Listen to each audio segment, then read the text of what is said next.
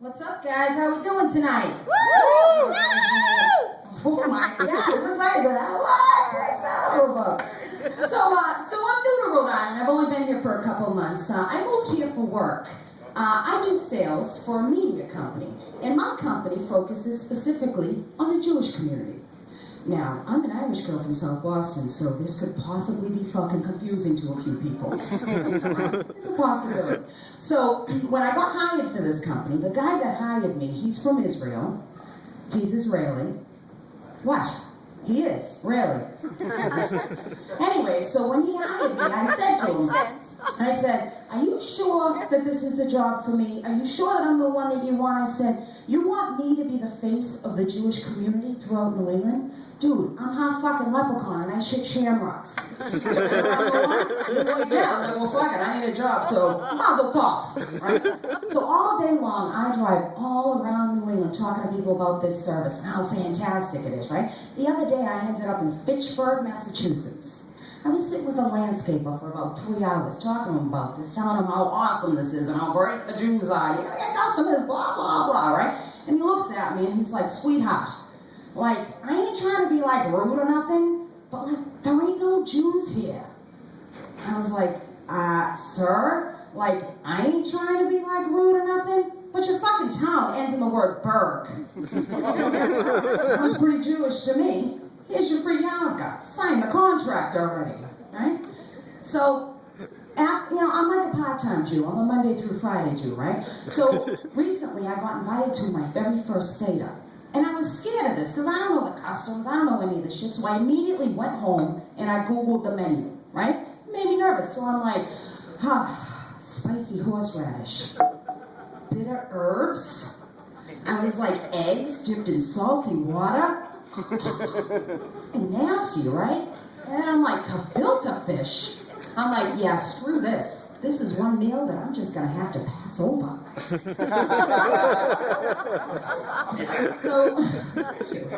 So besides working, please. Okay. So besides working for the Jews, I do other stuff. I'm actually a comedy actress, and I've been doing that for a really long time. I'm pretty professional. I have a full resume, headshot. I even have a letter of recommendation. And let me tell you people, it was not easy at all for me to squeeze that letter out of Ron Jeremy. It's tough work. But when I think about it, I still get all choked up. So recently I just got my newest gig. I got hired. I'm going to be in a murder mystery. Woo, right? And I'm going to get killed 4 times a month. Bloody murder. I'm freaking psyched. I can't wait. Right? But that wasn't the original role that I wanted. When I went on this audition, I wanted to be the killer, right? But normally, I'm balls to the walls, I'm professional, I go into auditions and I nail that shit. But for some reason, this particular audition scared the crap out of me, right? So I'm like an asshole. I walk up to the guy and I'm like, I feel like I was like Michael J. Fox, shaking like an asshole. So I'm sitting there, I'm like, hi, I'd really like to audition for the role of the killer. And he's like, well, your resume's good. We're definitely going to hire you, but I'm kind of seeing you more like a victim. You cool with that? And I was like, fuck yeah, I'm a wicked good screamer. That shit. So, like I said, I am new here to Rhode Island. I'm having a lot of fun. I live in Federal Hill. All right. Yeah, right under the pineapple. I mean, occasionally I do move for traffic. I live under a pineapple. Who am I, SpongeBob? Seriously, right? But this neighborhood, it is super, super Italian, right? I'm an Irish chick from South Boston. I don't know nothing about this stuff, right? I mean, I just recently found out that the Feast of the Seven Fishes wasn't a bunch of fat guys going out to have a clam bake. I don't know anything. So I love on Sunday morning sneaking out and walking around and checking shit out. I always see the old guys sitting on their beach chairs, Frank Sinatra playing, all in their tracksuits. You try doing that in Southie on a Sunday morning, you're going to see all the bums hanging by the bar they were at last night, blasting Dropkick Murphys and see nothing but a bunch of trap bunks. Welcome home to Southie, right? But I'm having a lot of fun here. I'm out meeting people, I'm sad because I'm making a lot of friends, and this one girl I actually met, she's pretty cool, and I said, oh, well, what do you do? And she says, oh, I work for a tree company. I'm like, awesome.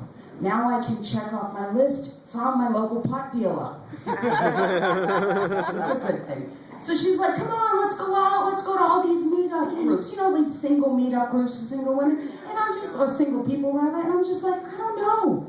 I did this back in Boston. One of my friends dragged me there, right? And I remember sitting in the parking lot, looking at all the dirty, nasty old men walking into the building, and I'm like, I can't go in there. And my friend's like, why? I said, are you kidding me? That guy, he ain't keeping his meat up.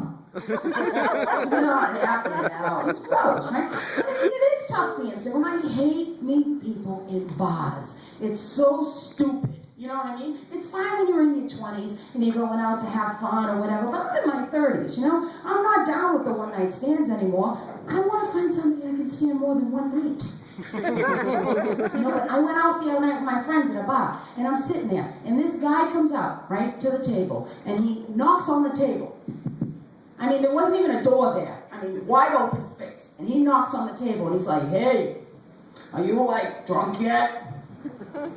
I'm like, why didn't he just come back, knock on the imaginary door that wasn't there, and say, hey, you ready to make the worst decision of your life yet? I'm like, come on, buddy, really? So I'm thinking, you know what, to wrap this up, I might just try to find somebody, I might try to do the whole online dating thing. Why not, right? So I was actually talking to my mother about it, which is the worst decision I could have ever made in my entire life. She's old school, right? So I was like, yeah, she's like, how's it going out there in Rhode Island? I'm like, oh, it's cool, you know, and I was just like, well, you know, I'm thinking about doing this whole online thing. And she says, I'm ashamed of you. And I said, ashamed of me, Mara? It's not so bad. It's 2013. It ain't like it's so taboo anymore. Everybody's doing it. She's like, I'm just disgusted. I can't believe it. She started crying. I was like, Mara, it's not that bad. She said, you're going to tell me it's not that bad that my daughter has an addiction? I said, what? I was like, oh, no, Ma. On lines, not on lines. Jesus Christ. I'm like, I'm not a freaking cokehead. I'm just a little desperate. All right, guys, that's my time. Thank you.